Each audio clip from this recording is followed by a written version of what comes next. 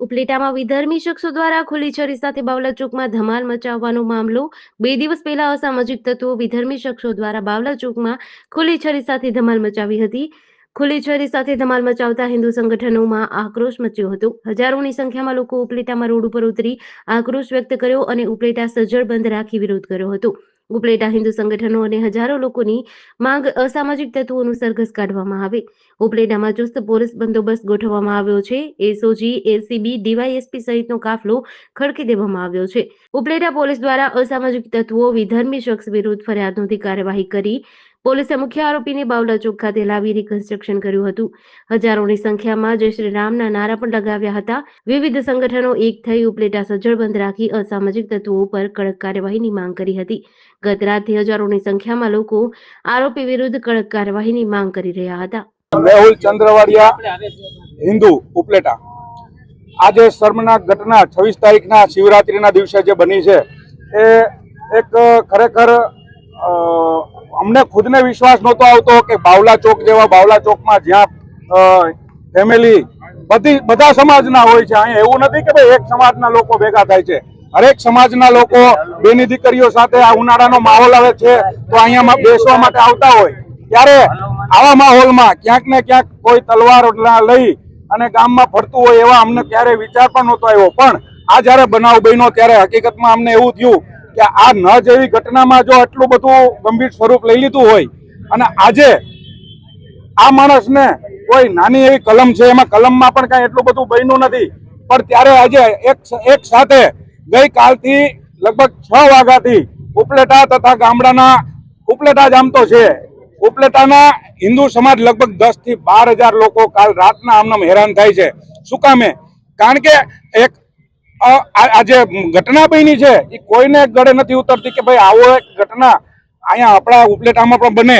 આ એક તમામે તમામ વેપારીઓનો એક સૂર છે, એક વેપારીઓ કરતા પણ વિશેષ જે બેનું દીકરીઓનો આ એક ચોક કહેવાય છે કે આ ચોકમાં ક્યારેય કોઈ ગંભીર બનાવ બનતો નથી.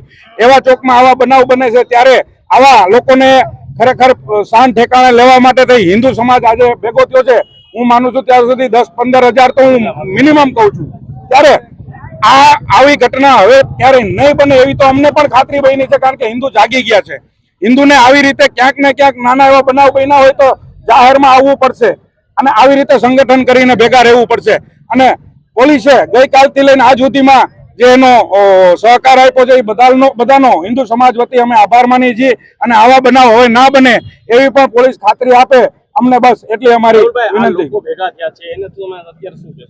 એ લોકો ભેગા થયા છે એને ખરેખર દિલથી આભાર જ માની શકીએ અને હિન્દુ સમાજનું એક સંગઠન કહી શકીએ, બીજું કોઈ અમે ના બોલીએ. ઉપલેટા હિન્દુ સમાજ શિવરાત્રીને રાત્રે જે ઉપલેટાના બાવલા ચોકમાં જે ઘટના બની એ ઘટનામાં પોલીસ ખાતાએ જે સંપૂર્ણ પ્રામાણિકતા અને ઈમાનદારીથી જે કામગીરી કરી છે એ બદલ ઉપલેટા હિન્દુ સમાજ સમસ્ત પોલીસ ખાતાનો ખૂબ ખૂબ આભાર વ્યક્ત કરે છે. અને આ સાથે મારે એક હિન્દુ સમાજને પણ કહેવાનું છે કે જ્યારે આવું કાંઈ પણ બને ત્યારે એકતામાં રહેજો. એકતામાં જ અનેકતા છે, બટેગે તો કટેગે. જય શ્રી રામ, ભારત માતા કી જય. કૌશલ પરમાર, સમસ્ત ઉપલેટા સમાજ. ગત પરમ દિવસે 26 તારીખે શિવરાત્રીની રાતના દિવસે ઉપલેટામાં ક્યારેય ન બની એવી ઘટના એક વિધર્મી દ્વારા ખુલ્લા ચોકની અંદર છરી લઈ અને દહેશત ફેલાવી. આના વિરોધમાં ઉપલેટાની અંદર સમગ્ર વેપારીગણ અને પૂરેપૂરો ઉપલેટા એ એકત્રિત થયું. ગઈકાલે એનું રિકન્સ્ટ્રક્શન એટલે કે પંચનામું કરવા માટે અહીંયા લઈ આવવાના હતા. હજારોની સંખ્યાની અંદર જનમેદની ભેગી થઈ હતી, પણ ગત રાત્રિએ એમને હાજર કરવામાં ન આવ્યા. આજે સવારે એટલે તે 11 વાગે 11:30 વાગે એમને હાજર કરવામાં આવ્યા અને ઉપલેટા સ્વયંભૂ બંધ રહ્યું.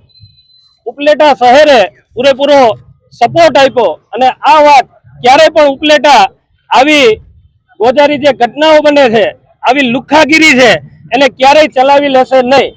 આ એક સ્પષ્ટ પ્રકારનો મેસેજ એ ઉપલેટા સમાજે, હિન્દુ સમાજે આ સમગ્ર ઘટનાને લઈને પૂરા દેશભરને આપ્યો છે.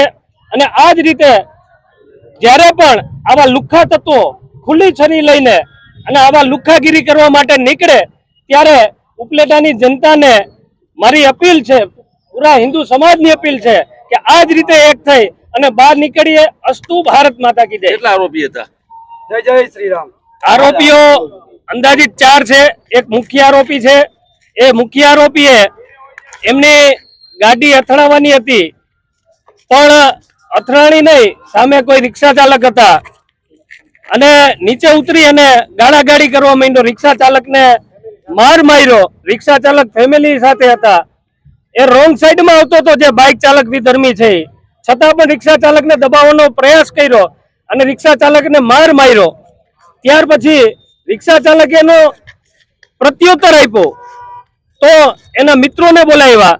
એ જે વિધર્મી બીજા મિત્રો આવ્યા એને પણ છરી લઈ અને મોટા અવાજે અમે ઉપલેટાના બાપ છીએ, અમે કોઈના બાપથી ડરતા નથી, અને આખા ચોકની અંદર જે નીકળે એને છરી લઈ અને આડા ઉભા રહીને પૂછતા કે તમે હતા ભાઈ, અમે ઉપલેટાના બાપ છીએ. આવી દહેશત ફેલાવી અને મોટી મોટી ગાળો, જે અહીંયા ફેમિલી જાહેર ચોકની અંદર કઈ ને કઈ કામ માટે આવ્યું હોય, નાસ્તો પાણી કરવા માટે આવ્યું, એના અહીંથી નીકળી જવું પડ્યું બહેનો દીકરીઓએ.